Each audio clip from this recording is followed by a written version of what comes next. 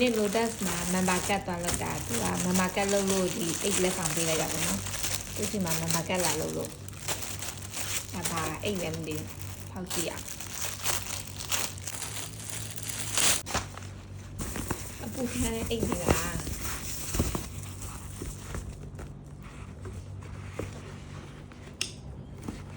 ဟုတ်ပါတ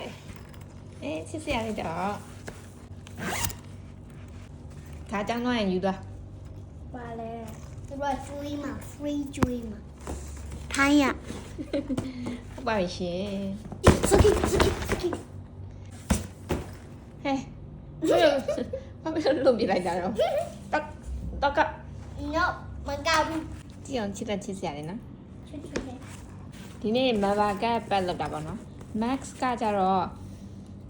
ဟိုဖြစ်တယ်မလောက်ပါဘူးရှင် max ကကြတော့လက်ဆောင်သိမ့်မပေးဘူး तू က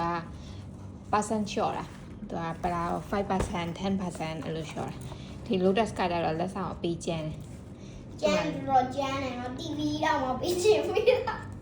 ခုသွားပြီးတော့ member card လုပ်နေနေတာမှာဘေးမှာလက်ဆောင်လာထုတ်တဲ့လူတွေအများကြီးပဲလက်ဆောင်တွေရကြတယ်တချို့ရေခွက်တွေရောဗါတွေရောမဟုတ်လဲဝယ်နေရတဲ့တူတူဆိုတော့လေmember card လုပ်ထားတော့ကြတော့